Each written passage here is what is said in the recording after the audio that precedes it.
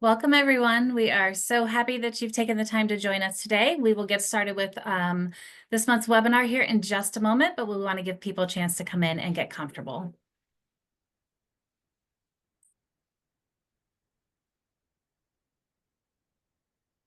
We do have a little prompt in the chat that if you'd like to, let us know where you're logging in from today, what part of this beautiful country of ours where you happen to be sitting. I'm in Ohio, and it's a gorgeous mid-70s day. Beautiful day for spring, but would love to hear where you're from if you'd like to drop in the chat. Thank you. Ooh, fast fingers. My goodness. As we're doing that, and as people are starting to join us, welcome to the path to well-being. We are looking at a conversation here in preparation for Mental Health Awareness Month that is starting in just a few days. But we are so happy to have you join us for our call today. Again, if you're just logging in, please drop in the chat where you are at in this beautiful country of ours. Sitting in Ohio, lovely day.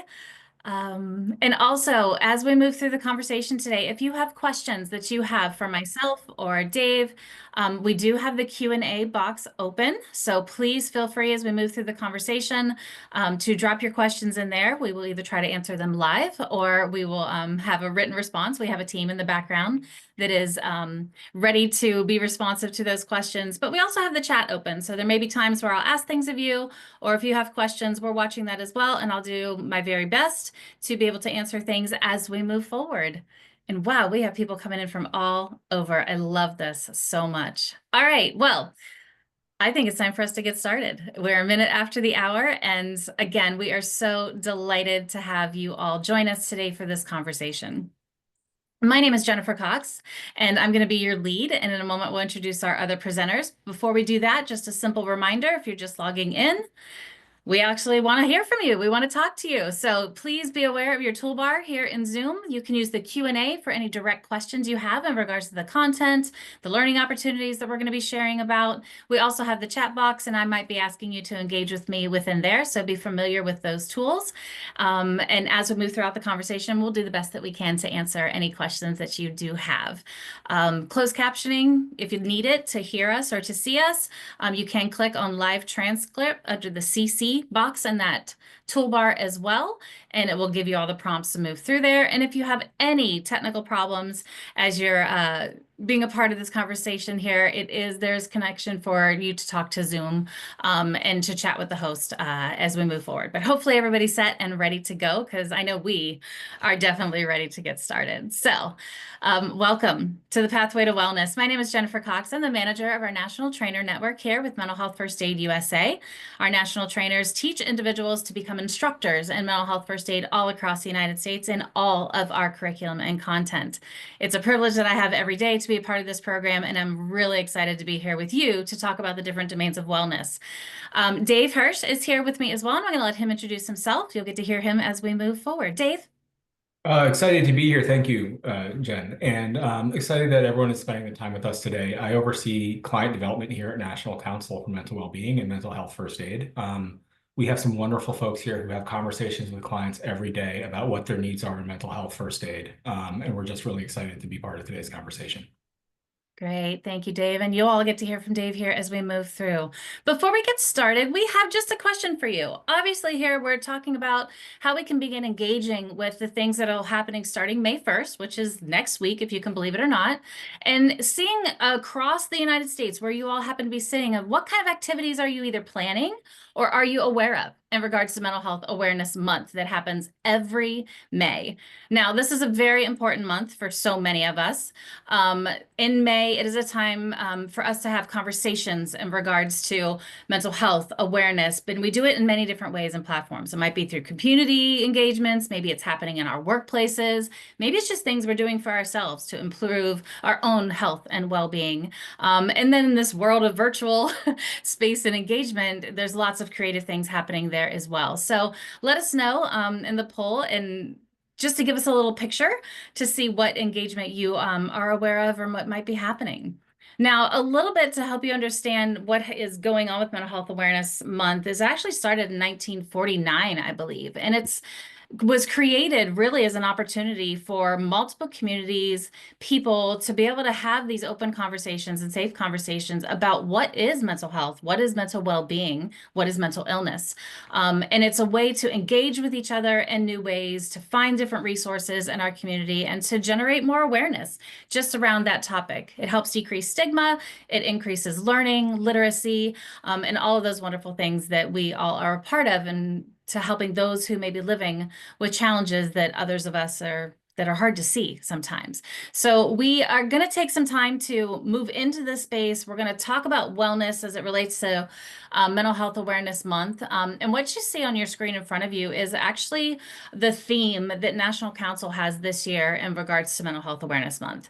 The statement that there is no health without mental health is really important to us as an organization, an opportunity to bring in the picture of the whole health opportunity of humans. So it's not just what happens in our bodies, but also in our minds, and how we can find that balance between taking care of all of who we are, or our neighbors, or our coworkers, or the people around us in community. But we want the health of everyone to be opportunity for everyone. And that's what this theme is about this month. So thank you very, very much for being a part of it. We're going to talk about the domains of well-being, how they relate to you, what maybe can be helpful for us to be aware of as we step further into this year ahead of us. And we want you to be able to take away some really tangible strategies as well for how we can take care of ourselves and our own mental health and wellness, but also how we can engage with this knowledge and opportunities like Mental Health Awareness Month to support the health and overall health and well-being of our communities. We're going to share a few resources with you as well. And of course, some mental health training opportunities that are available all across the United States that at the National Council and here with Mental Health First Aid USA, we are able to offer and introduce you to if you're not already aware of them. And Dave's going to step us through some of those opportunities here as we wrap up. So a lot to do in the short time we have together. So the Mental Health Awareness Month, excuse me, we also have another one in October. But as I mentioned, this is our opportunity, an opportunity to focus on well-being for yourself, for your family, for your friends, and for your communities and organizations that you work with.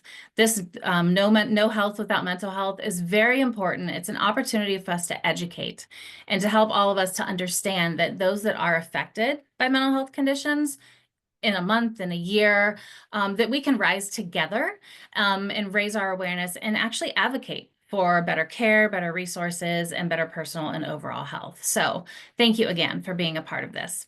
This education opportunity we have here comes from the National Council for Mental Wellbeing. You've logged in today, so hopefully you've heard of us from the start. But the National Council for Mental Wellbeing looks at mental wellness, that it is actually a state of thriving, right? We define it in so many different ways across so many different industries and communities, but mental wellness itself is the state of thriving. It is literally the foundation of living with a strong and healthy and engaging in a fulfilling life. We do believe at the National Council that mental well-being can be achieved by anyone, including people that were living with or recovering from a mental health or substance use challenge. Now, the vision at the National Council, despite overwhelming need, nearly 30 million people across the United States don't have access to affordable and comprehensive mental health care or substance use treatment. And that's where we come in. We're a membership organization. We've been serving on the front lines of mental health and substance use since 1969. Correction, I said 49 early. It's 1969, but it's really been our fight to ensure that all Americans can receive high quality treatment as they deserve. That's ensuring access to services, having the capacity to deliver the care that's needed for our friends and family members, and investing in the workplace. We want to promote mental well-being as a core component of health and healthcare. Remember that whole health that I mentioned before? And at the National Council, we are definitely guided by this vision that mental well-being, including recovery from substance use, we want it to be a reality for everyone, everywhere. It's who we are, it's what we do. And one of the things that we do with this vision and our mission at the National Council, we're a membership organization. We drive policy, social change on behalf of over 3,200 mental health and substance use treatment organizations all across the US. These organizations serve more than 15 million children, adolescents, and families. So it's our friends and neighbors, maybe some of us even. We are here to advocate for policies to ensure that there are high quality services available, and we help to support the capacity increase of mental health and substance use treatment organizations. We are definitely in the business and in the mission of promoting greater understanding of mental well-being. And a core component of that is our public education program, which is mental health first aid. Now, mental health first aid was brought to the United States in 2008. And since then, we have trained more than 3 million individuals in the ways to identify, understand, and respond to the signs and symptoms of mental health. We are the lead in that across this entire world. There's mental health first aid in 26 countries, but here in the United States, over 3 million individuals are mental health first aiders. And we are absolutely driven to continue that and to increase those numbers as much as possible. And out of curiosity, if any of you are mental health first aiders or even instructors, tell us in the chat. I'd love to see where you are and to know that you're a part of the community. So thank you. Now, we are a nonprofit.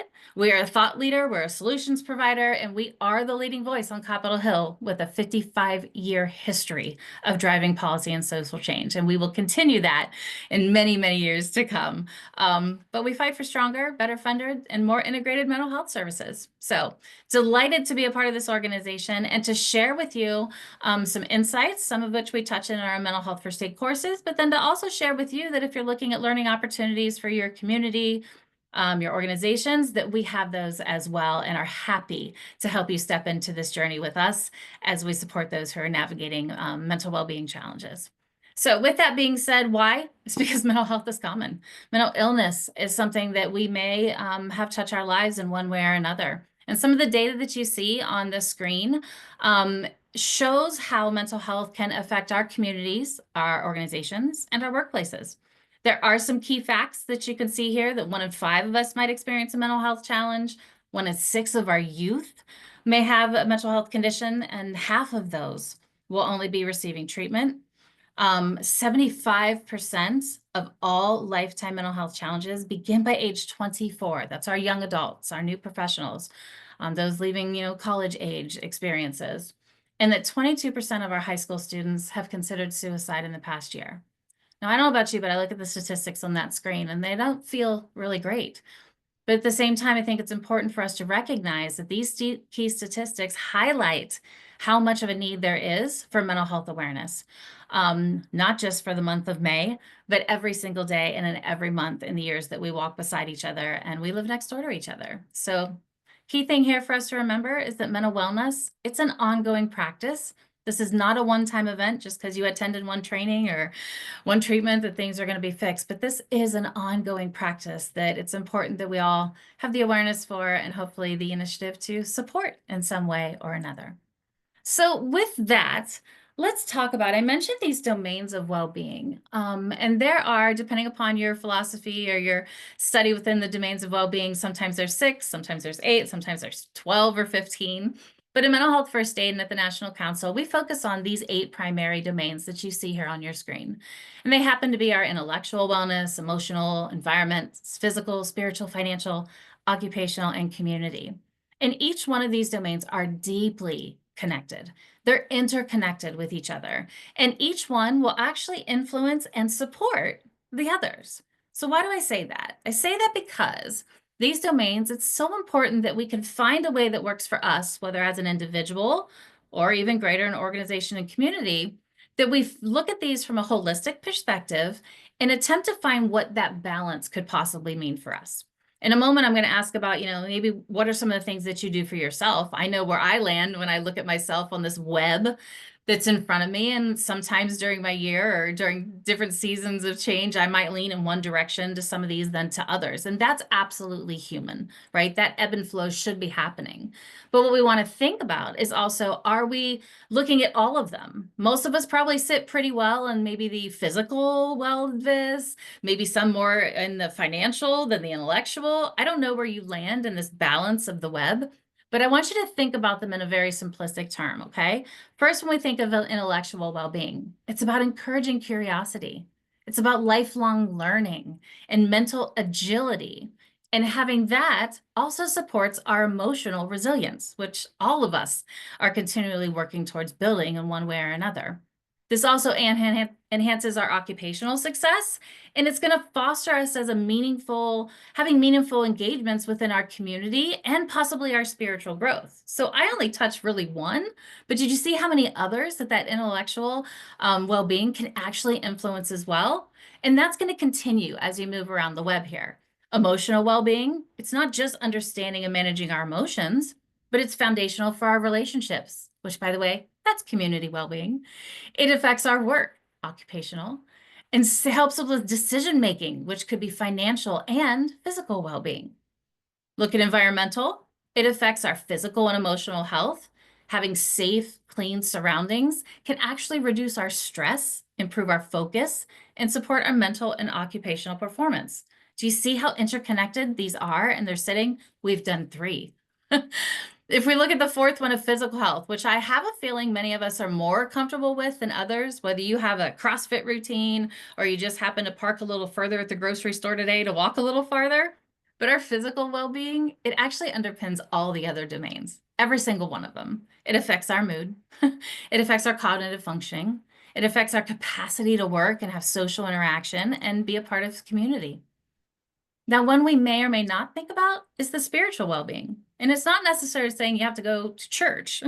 It's not really that at all. It's about providing ourselves a sense of purpose and a sense of values that helps to ground us in the choices that we make across all of these other areas and domains. It's especially important about how we relate to each other's in community, how we manage our stress, that's the emotional and sometimes intellectual, and how we find fulfillment in our work and lives.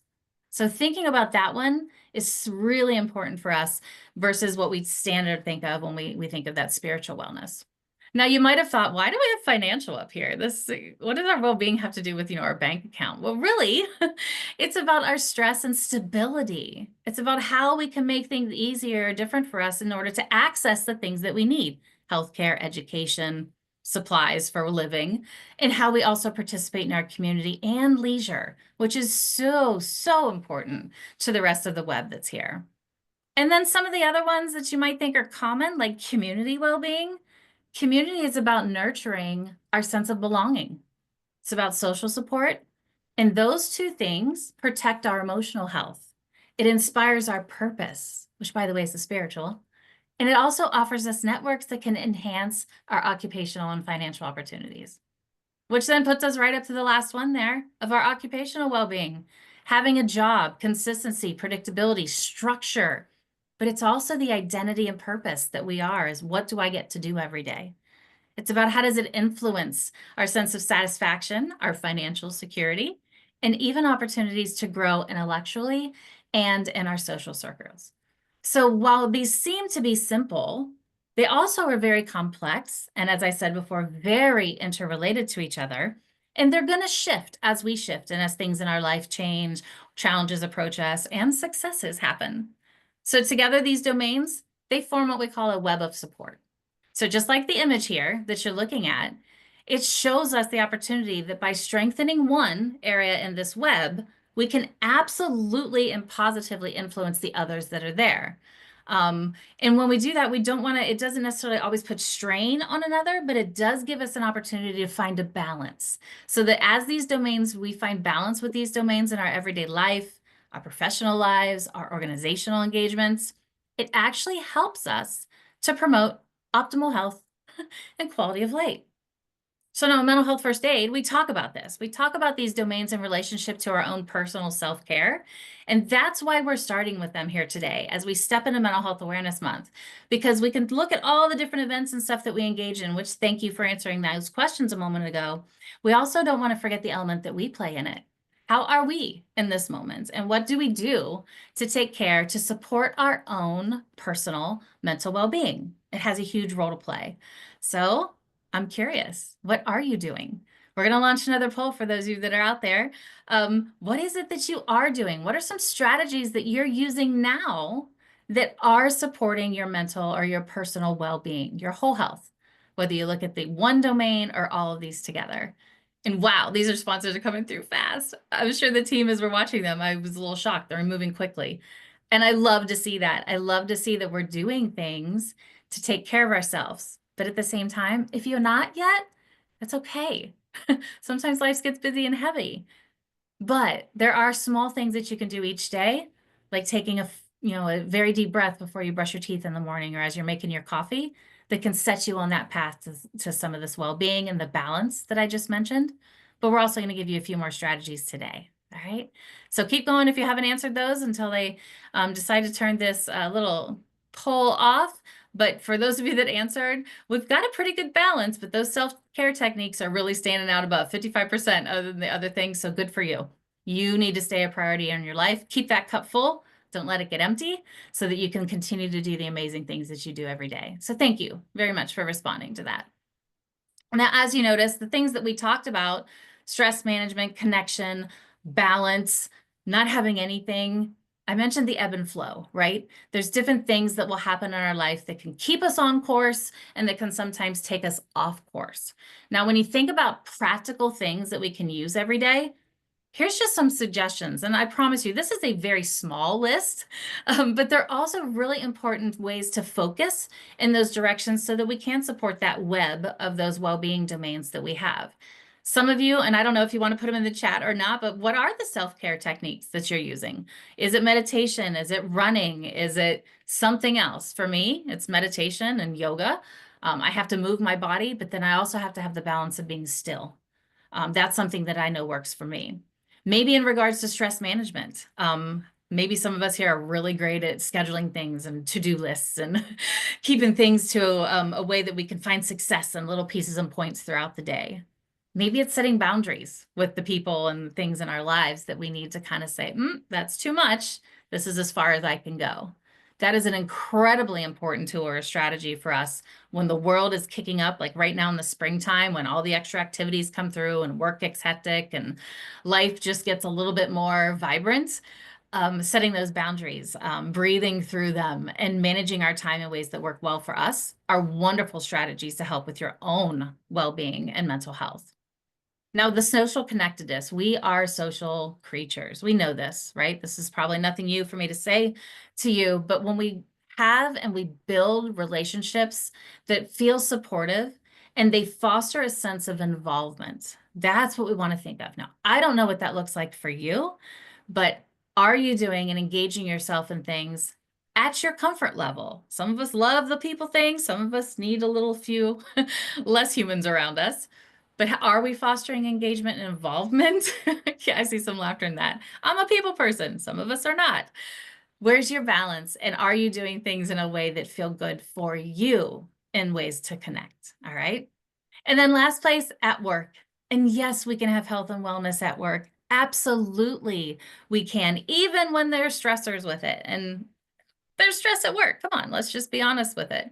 But it's about creating an environment for yourself and those around you. Maybe you lead teams or groups or what have you, where we promote the resources that we have available to us, where we support each other to have that balance, or I like to say harmony between life and work. Not that we have to do one or the other, but how can they coexist together in a way that works so that living and working are actually things that are positive and growth oriented and provide us even more opportunities as we move forward. So a few strategies there for you to think about. Maybe some you've encountered or tried before, others that maybe you're like, I don't know, Jen, I don't know if that's for me. Okay, might not be for you today, but maybe next month or end of the summer or as the seasons change, it might be something to consider if what you are doing now maybe isn't having as much of an impact as you would like for it to. So those practical strategies, as I mentioned them, some people talk about, well, we see well-being and self-care, and that's just another thing I have to do. And some of you on this call might be having that feeling right now too. But really, when you think about your well-being, it's not adding to your to-do list. It's not adding to the, oh my gosh, this has to get done. They should be a part of being incorporated. That's why I said harmony before, about finding ways to incorporate these things in small moments throughout your daily activity. For example, do you wake up in the morning and say, ugh, what do I have to do today? Or are you waking up and giving yourself a rhetoric or a post-it note on your mirror that says, what do you get to do today? What's the opportunity that's waiting for me? Right? Maybe it's making 2 deep breaths and a stretch as you move from your bed into the bathroom, a practice that you do every day before you brush your teeth. That's well-being. That's how we incorporate it into our everyday life. We do it in small increments in ways that feel okay for us, that they then become a part of our normal everyday routine. Because when we can do that, it helps to make all these things that are on your screen right now alive and possible. And by the way, across all the domains of wellness that we just mentioned. So it increases our emotional intelligence. It helps us manage the stress that will be present in our lives. It's about that mindset and how we focus it. And it also helps us to improve our relationships, our focus, our attention, and our body. It allows it to function in the way that is optimal for you, which, by the way, can help us with all kinds of things, relationships, productivity. The list can continue to go. So I really encourage you to think of these things and these strategies more as how can I put little moments of into my day versus adding something in the classes or the big things to the to-do list. All right, little inspiration there in digestible pieces. So what does this look like for you? I encourage you in the chat if you want to. If there's something that's working for you, share it with the rest of us so that maybe we could adopt it or maybe feel not so alone in the things that we do. So if any of these things or suggestions on your screen are something that you engage in, and again, if you have something else that you would suggest, put it in the chat. We can learn from each other in community, not just me, because I'm sitting here doing this session, but the little things, the insights, the creative thoughts to manage the things that life throws at us to help our web be more balanced and more full of wellness opportunity.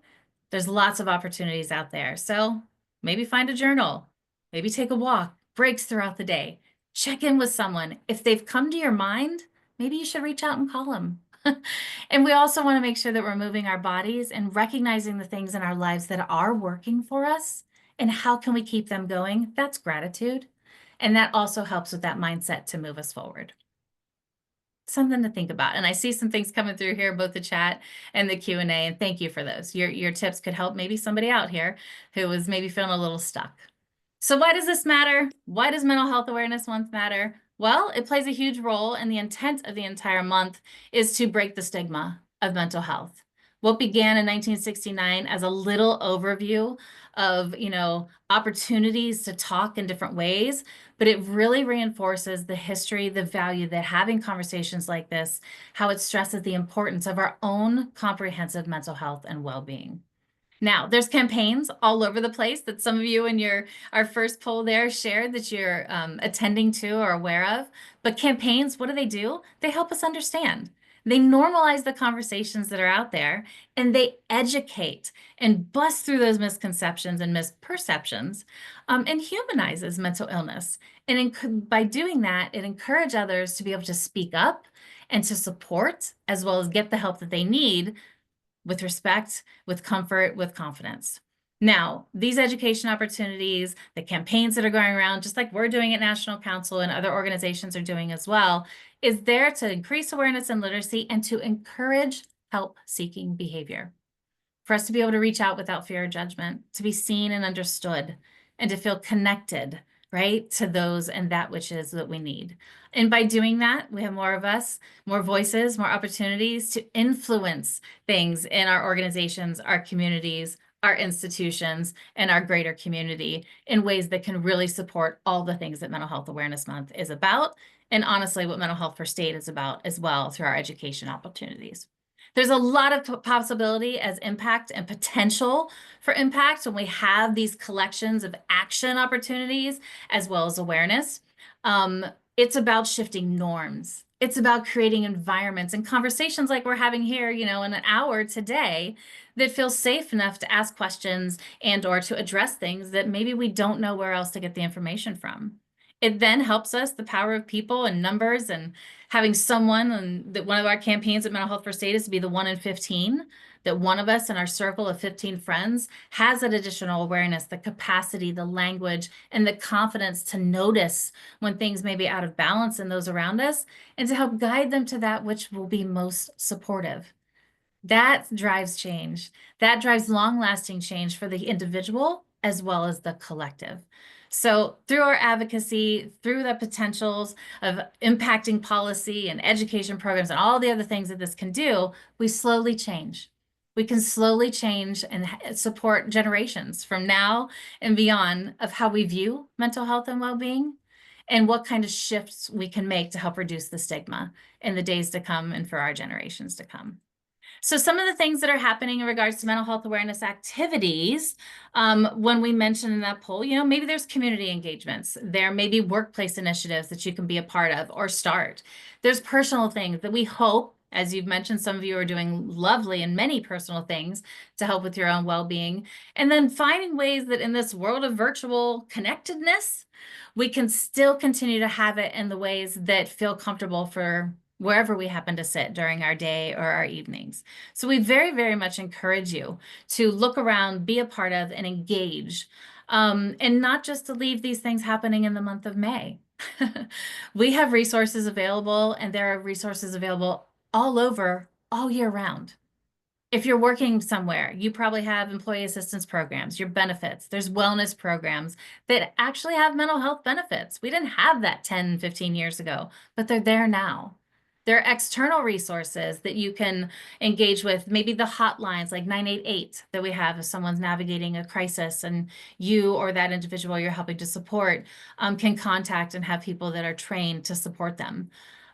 We also have opportunities where there's apps and tools and all kinds of technology that are just brilliant and are out there to help you. And a lot of them are free. It doesn't have to be financial cost to keep us as a barrier. But then we do have this opportunity that I think is true to the heart here for us are these learning opportunities, ways that you could step in and expand your knowledge, satisfy those curiosities, that support the 8 domains of well-being that we just talked about.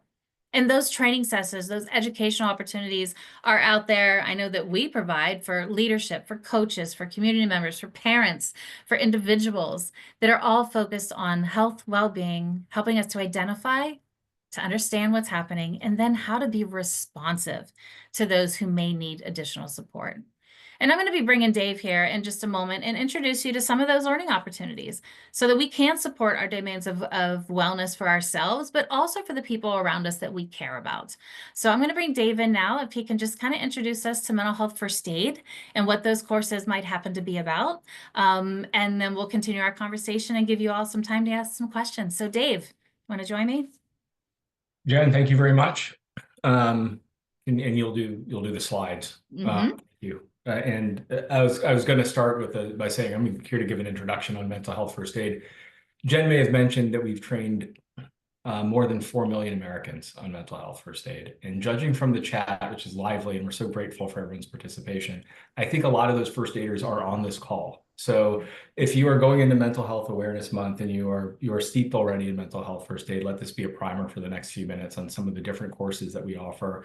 If you're a bit newer to mental health first aid, would love to show you a way that you can get involved. And so, I think to start out with, if you go back to the previous slide, Jen, the piece that I'll first talk about is consistent to all these courses. I'll jump back into that again for just a few minutes. But what is mental health first aid? Mental health first aid is a training class to teach the learner how to spot the signs and symptoms of someone who might be struggling with a mental health challenge or a substance use challenge. And importantly, how to have a conversation with that individual to get the care that they need. So it is a simple class. It is a simple course. It is approachable. Importantly, it is approachable in language for those who may not be very familiar with mental health and the language around it. As well, we appeal to folks of all educational levels. And so this truly is meant to become a common language for folks to either be introduced to mental health or to be able to take action when needed. So working since 2008 here in North America, which is as long as our adult mental health first aid course has been here, we have talked to a lot of clients, and I will give you probably more of the highlights of what I think we hear most frequently in terms of what the value of mental health first aid is. The first piece of it is about establishing a baseline of mental health literacy, right? And so, I grew up in a household where my mother was a social worker in Prince George's County, the county next door from where I grew up. And, we didn't have everything, but I had a pretty good understanding of mental health growing up. And we felt, we felt it was okay to have those conversations in the household. I can't say though that was true for the house next to me or the house next to me or the mansion down the street. Like, we all are starting from a different place. So one of our goals is to make sure that we are establishing that common language and baseline, making sure that we can make sure that the learner has that so that they can self-diagnose. Maybe that period of time in my life where, I couldn't sleep, I lost motivation to do the activities of daily life. Maybe that wasn't like a phase. Maybe I was suffering from depression. But particularly so beyond self-diagnosis, how can we spot the signs and symptoms in another person? And so we have to establish that literacy, and mental health first aid is amazing to be able to do that. The second piece that is so important that we hear back from clients all the time is it's about reducing stigma. And I think I'm, looking at some of the comments that are in here and looking through some of the folks who are attending today. I think I'm speaking to an audience who has invested already in mental health to either establish access to care, to increase awareness around the issue. But what we hear most from clients is that stigma is such a barrier to access care. And if we don't do something about the stigma, all of that great work, all of more resources and surely more needed that are now available to communities or organizations or workplaces, none of those are going to have the impact that they could if folks feel like they can't walk through that door. And so removing stigma is a big part of the course as well. The third that's important because it's the action item that we really try to instill in the coursework has to do with being able to engage somebody who is suffering. And, how can we teach an approachable language that allows somebody to reach out to somebody who may be experiencing a mental health crisis or a substance use challenge and actually have a conversation with them that gets them to the right to the right level of care. A couple of other points that I would mention there, a common metaphor, and many first aiders might have heard this in their course.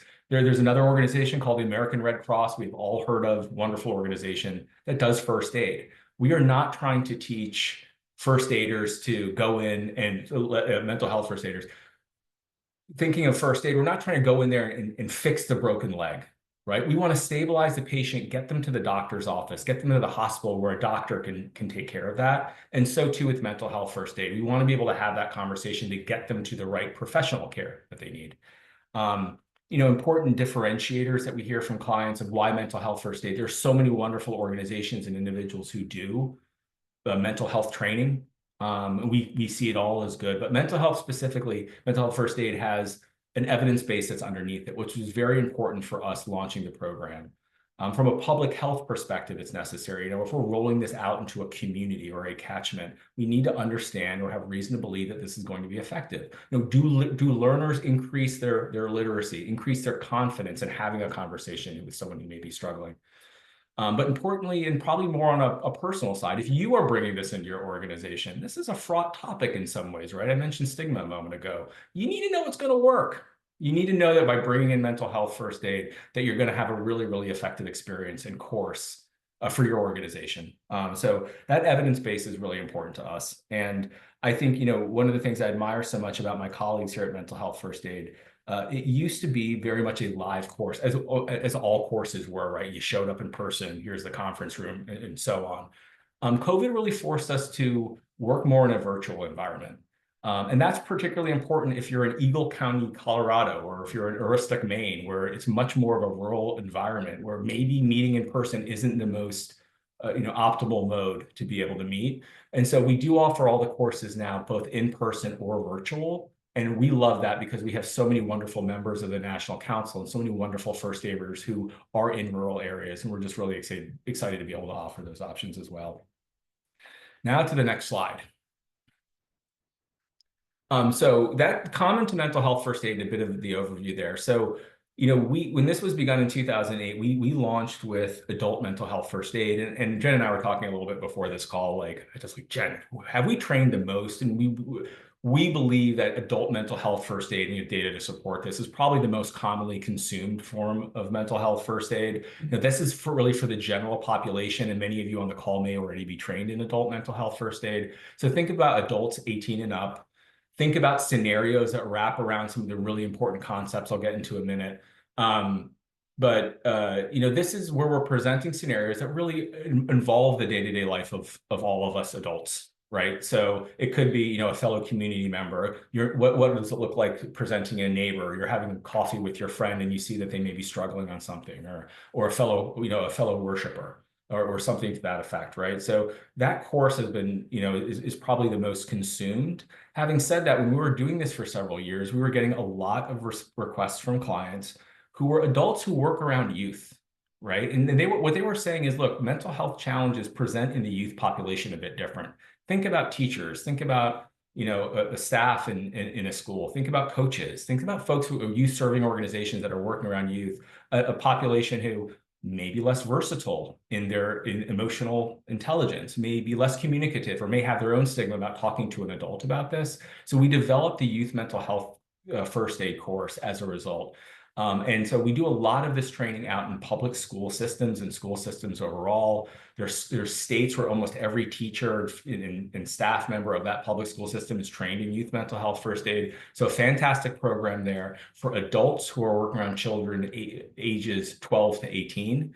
More recently in 2020, launched teen mental health first aid. So a bit of a nuance there, and there's plenty that we all know about what is happening in our teenage population that we all sympathize with and want to make an impact on. So for teen mental health first aid, that is trying to teach teens how to have that conversation, spot the signs and symptoms in their peer teens, and also a little bit of self-diagnosis, but instead of necessarily getting that teen to the right care, to connect them with a trusted adult. Right. And so we're cognizant of the nuance of what's happening in the teenage environment, particularly in a school system. And we can get into some organizations that we typically work with there. But teen mental health first aid being for folks in basically in grades 9 through 12 or ages 14 to 18. And the last piece also comes from client feedback, mental health first aid at work. So what we were noticing across the last few decades is a lot of companies and businesses were training folks in adult, training their own trainers to teach mental health first aid adult in the workplace, but saying back to us, like, in the workplace, there's some things we can say and there's some things that we can't for HR and compliance reasons. As well, we need scenarios that are relatable to the workplace. So Jen and her team have done a lot of work to develop mental health first aid at work. This is specific to the workplace, and you'd imagine workplace scenarios are being presented, very stringent adherence to what can and can't be said in a workplace setting. And as well, the scenarios that we're presenting may range from, this is what it looks like in the pantry where we all get coffee if one of your colleagues may be struggling a bit, or on Zoom calls where somebody is not participative, but having some nuance there to specific industries like retail. What does it look like in a retail environment? What does this look like in the manufacturing environment in the plant shop floor? So some different versions there in mental health first aid at work, but those are the 4 courses, and that's how they're a bit different. Jen, if you can advance to the next slide, let's talk about what that core IP looks like. So how is all of this similar, right? I mentioned the evidence base, and one of the strongest ways that we try to reinforce that is a methodology around algae. And first aiders remember algae, right? So a simple mnemonic device, how can somebody, if you are a first aider, you are seeing somebody who's struggling, how can you approach and assess for risk of suicide or self-harm? How can you have a conversation with someone who might be struggling and listen non-judgmentally, really try to understand what they're saying and what they are feeling and experiencing?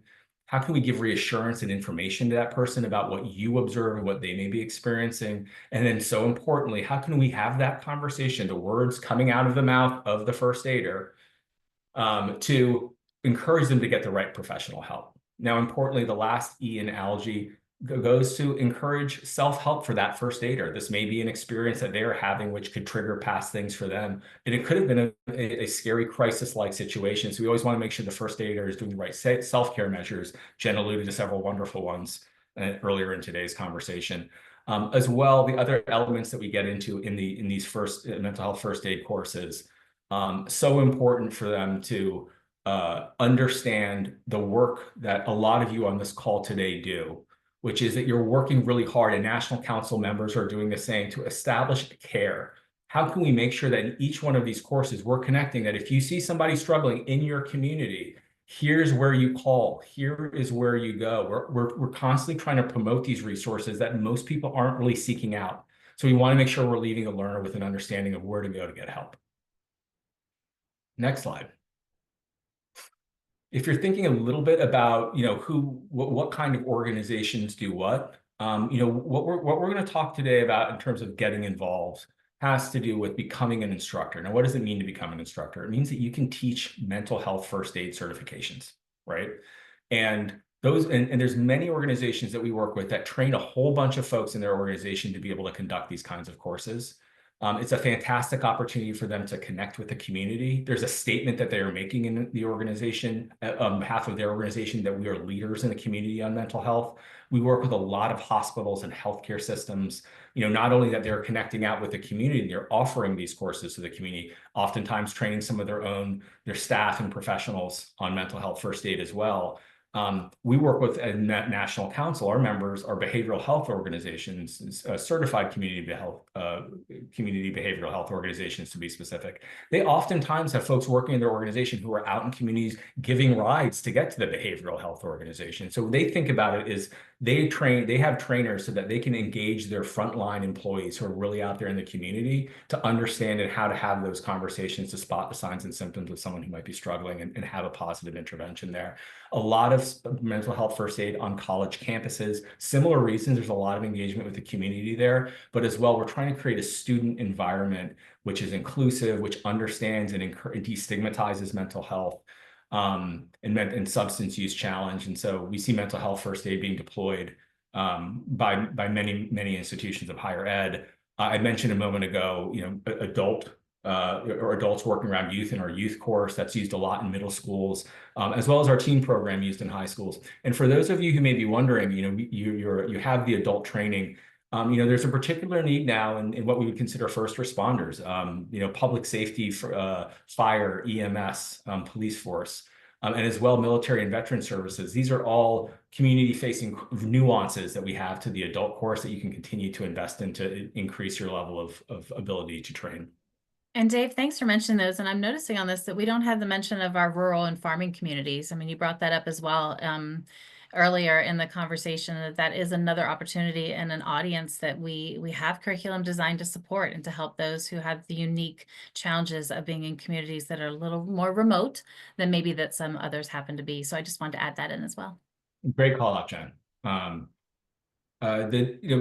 In terms of the teen program itself, it's a little bit of a smaller grouping in terms of organizations that deploy teen, but it's the familiar cast of characters. We work with a lot of high school and public school systems, as well as a lot of organizations that serve that high school's catchment. A lot of youth serving organizations and philanthropies are trying to bend the curve a bit on teen mental health being such an important topic for all of us right now. And lastly, in the nuance that I'll talk about on the next slide in terms of that work, this is the only course that we do not train instructors on. We deploy it directly here at National Council, and that has everything to do with being very specific. Jen leads a fantastic group of national trainers here, but who are very well trained, and here's exactly what we can and can't say. So we don't train instructors on that, but if you are interested in saying, hey, I'd love to bring mental health first aid at work into my workplace, would absolutely love to hear from you. And we work with every kind of industry, every size of industry, or every size of company. So if you're a 50-person company, all the way up to some of the most fantastic respected companies in the world, we just work with a lot of organizations. And I'd be surprised if anyone on the call here today is not using, consuming, eating, drinking, something, getting on a flight of an organization that doesn't train its employees on mental health first aid. So lastly, the call to action. I will say many of us don't love reaching out and talking to folks about, do you want to buy something or do you not? That's not our approach here at National Council. We are a nonprofit, and our motivation is around making impact on this fantastic work that so many incredible people, like the folks on today's call, have invested in over the years. If you are interested in having a conversation about any of these, what I promise you is a very thoughtful conversation, which we want to learn what you're struggling with, or what's the challenge that you have, and maybe mental health first aid can help, maybe it can't, but we'd just love to hear from you and understand a bit more of what you're working on. So please feel free to swipe and use the QR codes and be able to get in touch. Thank you. Yeah, thank you, Dave, so much for that. And we have had a few of you also going into the Q&A box. If you're like, hey, I'd like to talk to someone, how do we do this? Please feel free to use that too, that you can safely share information, and our team will get back with you. Today's been an opportunity, hopefully, to inspire you, hopefully to give you some strategies around things that we can do, whether it's engaging in our Mental Health Awareness Month activities, or just maybe taking a few moments to give ourselves a little extra attention to take care of who we are so that we can continue to rally and have the energy and passion and inspiration for the things that you do every single day in the communities and organizations where you are living and working. We would like to be a part of that with you. We are here as an organization for the National Council and Mental Health First Aid to cultivate a future. Our mission, our vision are all aligned to cultivate that opportunity where mental well-being is a reality for everyone, every human that out there that needs supports whenever they need them for what those reasons are, that they can find that bridge to be able to get to that place that can support them for their well-being as they move forward. That's what Mental Health First Aid is about. If you've taken the class, and if you're new to this conversation, would love to bring you into that network in the community of first aiders and organizations that help these conversations happen in very safe and very direct ways. So again, just to think about what we've had the time to be together with, the domains of well-being, look at the web that is happening around you and in your own life and see where maybe you could give a little more attention so that web can be a little more interconnected and maybe not out of balance, which it happens, y'all. I've experienced it too. I hope that you can take away some very practical tips so that you can sustain this health and wellness in your workplace, your personal life, your schools, wherever you happen to be every day. And in the role, while Mental Health Awareness Month is coming into our graces in just a few days, less than a week from now, we encourage you to continue learning. Keep asking questions, keep coming to webinars like we're having here today. Start conversations with people that supports how mental health and well-being are valuable and important for every single one of us. And know that there are opportunities out there and around you to support those initiatives that you're doing and to bring so much of this, regardless of the curriculum, to it, but to bring these conversations to your organizations and to the people that you care about and that you support. So we have a few moments left. We have about 10 minutes that we can open the floor for questions and discussion. And while we're doing that, because we have a team that's watching that Q&A box and the chat box, and I've been trying to scan through as well while we've been talking, I want to remind you about the theme for this year. There's no health without mental health. We want to encourage you to prioritize your health and the health and the well-being of those around you. We are going to be sharing checklists that are going to come out in the email after this webinar, along with the recording and the PDF of the slide decks. But there's going to be a checklist that's going to come to you in email on Monday, not only thanking you for being a part of it, but just to kind of look through things that you can do to be a part of, or maybe to engage a little bit differently or more with the Mental Health Awareness Month that starts on the 1st of May. So we encourage you very, very much to take the survey as well at the end of the day today and give us feedback so that the conversations we have moving forward are aligned with what you're looking for and how we can help you in different ways to continue all the good work that we're doing, that you're doing, and how we can partner together. So I didn't know, Dave, if you saw or if the team has any specific questions that you would like to answer. I did see one, Jen, come up. Okay. It looks like the question is, have you had experience with the company saying that EAP is enough or that employees just need to get over it or deal with it? So any advice on how to deal with that? Yes, but I'm going to pass it over to Dave, the master of this, because he does engage more directly with our organizations and companies right now. Dave, have you ever had any of our partners say, hey, we've got benefits, we don't need anything else? I'll answer in a very in sort of a very practical way, and also one which I think is a bit unfortunate. I think it is true that well, it's true in almost every case that the organizations that deploy mental health first aid at work have robust EAP. We are not usually the first line. We're not the first call that they make. It's we do not try to establish at any point that do some mental health literacy and awareness training and mental health first aid, and that should solve your problem. We are part of an ecosystem of care. And so what our clients have taught us is they think of us as that connective tissue, right? It's to that obstacle I mentioned a bit earlier of like, we've done it all, but boy, if we don't destigmatize this thing, if we don't make this a freer conversation at work, including things like having leadership lead from front, which are the best organizations do, right? Like the CEO is on screen talking before each training, for instance, to say this is so important to all of us. If we don't educate managers, if we don't make this a conversation that we're prepared to have as an organization, all of that stuff is going to go for naught. And that's particularly important in a lot of industries that may have self-reporting requirements and things like that. Like you can think of transportation industry. There's just the whole healthcare field. There's a lot of self-reporting stigma around this kind of stuff. And so usually, those organizations that we work with are like, yes, of course we have X, Y, or Z, but we need you guys to be that connective tissue. And so that's anecdotal. I think the other anecdote that I was alluding to a bit earlier, which is a bit more unfortunate, if you were talking to any of our client partners, we're talking to clients every day and working with them. And we're so grateful for these partners and what they share. It is probably more true than not that a lot of organizations come into us after there's been a real challenge. They thought that they had it managed because they had made some investment in mental health resources for their employees, but they realized that just saying we have it wasn't enough. And I don't mean to take us down that road because this is an exciting opportunity, an exciting month for us that we have coming up. But to say that that's also an important anecdote to mention. Yeah, thanks. Any other questions? We have a few minutes left, and thank you for all the messages that are happening in the chat. Thank you all for being here and spending your, what day is it? Thursday afternoon with us. Any other questions, Mallory, that we can attend to while we're still here? I saw one more just pop up. What can be said or done if an agency is leery of offering MHFA because of the perceived risk involved? Dave, I'm going to throw that back to you because we have that in multiple industries, don't we? When you say, I guess I would ask for a little bit of clarification of like what kind, when we say an agency might be hesitant to involve or to participate, if there could be more color offered. Yeah, I'm guessing, and whoever made that statement, if you want to support us, do we have this conversation in a workplace specifically? Like, what's the risk there? What's the liability? Sometimes organizations will come in and say, "Oh, that's outside. We don't talk about that here," right? Yeah, kind of thing. That's exactly it. I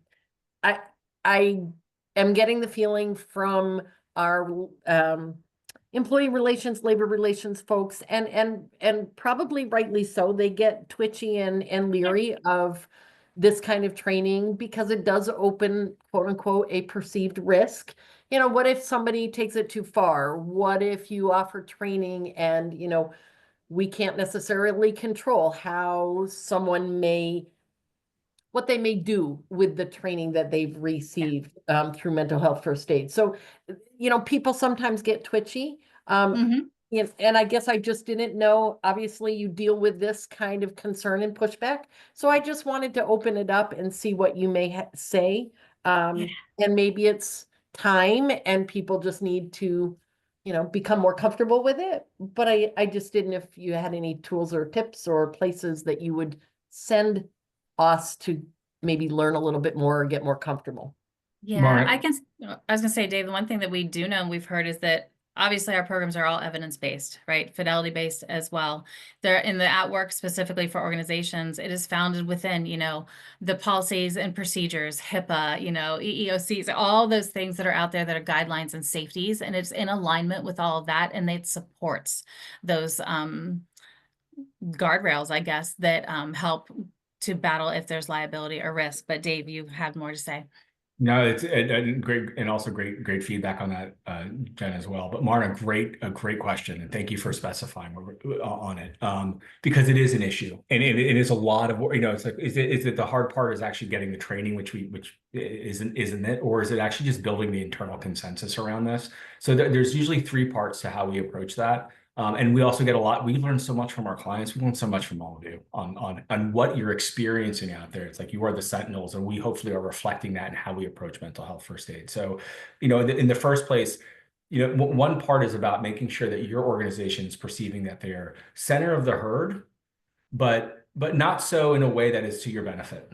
Right? Like there is safety here. If you give us the chance, Marna, to show you some of the other organizations or just have a brief conversation, we're very careful with our client information. So we're not talking about, oh, this is what this client's doing, this is what that client's doing. But what we can disclose in most cases, unless a client has asked us not to, is here are some of the organizations that are doing this. So we know that we're not so far out in left field doing something that's really, really risky for our organization, right? So one part has to do with what the concept of let's de-risk this a little bit. Let's look at some of the organizations who have gone first on this, and we're happy to share some of that information where we're permitted to by clients. The second piece has to do with the understanding of that's exactly why this was developed with HR, with compliance, AKA legal in most cases, to make sure that we're walking a very tight rope. And that is why it's tightly controlled by national councils, national trainers, to make sure we're delivering that message with fidelity every single time. The trainers that are going in there oftentimes have their own business experience relative to the industry they're speaking to. Worked in financial services, great. You're presenting to financial services so that people, the audience can truly understand that we get it and we can walk that line very well. And by the way, this is an investment in optimizing the other giant investments. If we're putting millions of dollars to EAP and and mental health benefits, for a very large corporation, this is how we make that work, right? So there is a business case around this is a fraction of a bigger piece. The last piece I'd recommend is a little bit less about de-risking and more about why don't we try this out? And so what Jen and her team do, we offer workshops in which we will actually problem solve with a leadership team and an HR team about their well-being strategy, which has the effect of allowing the organization or business to feel like they're making the decisions here. We're not pushing anything. We want to be reflexive to how does mental health first aid going to work in your environment, if at all, right? So we oftentimes can do those transform workshops, as we call them, to help problem solve around what and where those challenges may be from labor relations, for instance. But the last piece is sometimes Jen's team's just going in there and giving a 1-hour primer on mental health first aid. It's not certification. We're clear that it's not. What you guys have all invested in who are first aiders, this is not that. But it's enough that the learner of that kind of session can understand what we're talking about. This isn't going down a laundry list of mental health issues and trying to allow people to self-select. This is really about trying to establish basic mental health literacy. So I hope that was helpful, Marna, and please reach out. We're happy to discuss more. Yeah, and thank you, everyone. We are at time, so we didn't get to all the questions, but we do have them, and as best we can, we'll make sure we get responses out to you. Again, the checklist, as well as a recording and the follow-ups to this, will be out to you all on Monday. But from myself, the rest of the team from Mental Health First Aid, thank you for all that you're doing to support yourselves and those around you, and please let us know if we can do anything to help you with these learning opportunities. So have a wonderful day and the rest of your week, and we'll see you again soon. Thanks, everyone.